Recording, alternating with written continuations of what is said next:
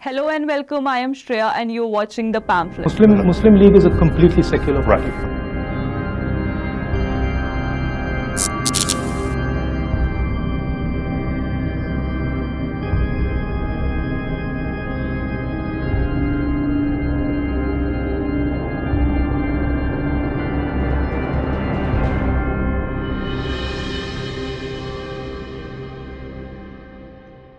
India that imbibes secularism as a part of the preamble of its constitution should be very clear on its exact meaning.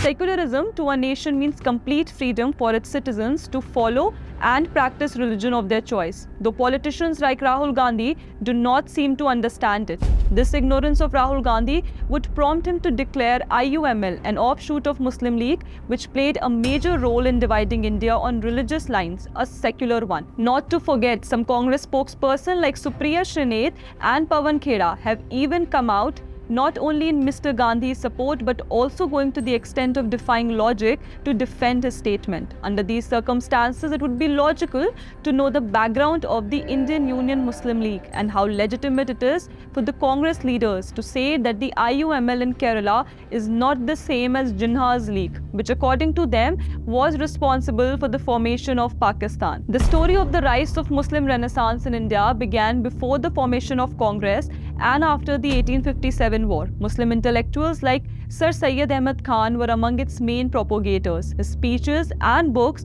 are quite an example to be quoted that mentioned about the religious origin of British and Muslims, on the basis of which he inspired the Muslims to support the Christian British state. He feared the Hindu-Muslim unity and never missed an opportunity to create a feeling of separation among the Muslims. In one of Sir Syed's speeches of 1887, he stated that is it possible that under these circumstances, two nations, the Mohammedans and the Hindus, could sit on the same throne and remain equal in power? Most certainly not. It is necessary that one of them should conquer the other and thrust it down. To hope that both could remain equal is to desire the impossible and the inconceivable. In this way, the idea conceptualized by Sir Syed later led to the physical origin of the Muslim League in 1906, the league which played a major role in the partition of India. Now, if we look at the southern side of India, the seeds of a separate Muslim nation were sowed during the 1921 Mopla riots, which although stated to be against Muslim colonialism, were in fact against Hindus of the region. In the 1930s, when Muhammad Ali Jinnah split the Congress to revive the Muslim League, the Congress in the south also underwent a major shift. Senior Congress leaders like K.M. Sethi, B. Poker, K.O.P. and Muhammad Ismail joined Jinnah's Muslim League. These leaders were quite conscious of the original agenda of the League, which was the demand for a separate nation for the Muslims. Because by then, Allama Iqbal, considered an intellectual personality, in a 1930 session of Muslim League in Allahabad, gave a speech where he clearly called for creation of a Muslim India within India, especially in northwestern India. In short, it was a blueprint of Pakistan. Quoting a statement from his famous speech, "I would like to see the Punjab, Northwest Frontier Province, Sindh and Balochistan amalgamated into a single state. Self-government within the British Empire or without the British Empire, the formation of a consolidated Northwest Indian Muslim state appears to me to be the final destiny of the Muslims, at least of Northwest India." In 1933, Rahmat Ali also gave a practical framework to the idea of Pakistan, although it was Muhammad Ali Jinnah who made this issue a political one in the 1940s. It was on this pretext only that the Muslim League won all the separate electorate seats in the 1946 elections in Madras Presidency. According to the magazine Tarjuma, there were discussions among the Muslim community to create a separate Moplistan in the Malabar region. Neither of these leaders went to the newly created Pakistan. As a result of the creation of Pakistan, they gave up the demand for an independent Moplistan.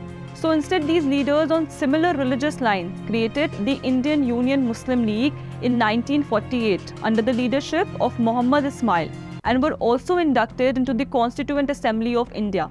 These leaders never went to the Constituent Assembly under the banner of Muslim League, as the League had already decided to boycott the assembly in 1946 itself. These leaders instead joined the assembly under the name of Muslim League of Malabar and yet again continued their demand for separate electorates in an independent India.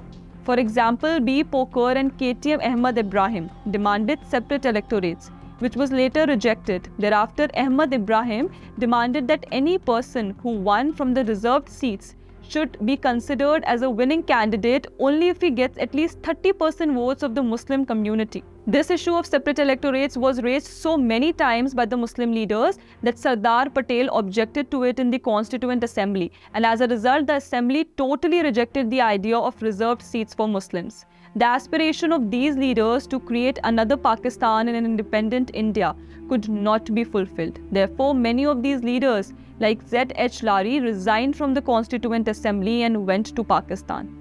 Now, an interesting fact to note here is that the newly elected Prime Minister of India, Jawaharlal Nehru, turned a blind eye on the clear intentions of these Muslim leaders. There were no comments whatsoever by Nehruji, who had since the beginning been singing the melody of sovereignty of the nation. Once again, the history has repeated itself, with the recent comment and support by Rahul Gandhi. Muslim League is a completely secular party. Such non-secular statements are quite everyday news by the Wayanad leader, as the recent win of Congress in Karnataka saw a majority of votes from the Muslim community. So it is natural for the party and its leaders to appease the members as their vote bank. Thank you for watching. If you like the content, do like, share and subscribe to our channel, The Pamphlet.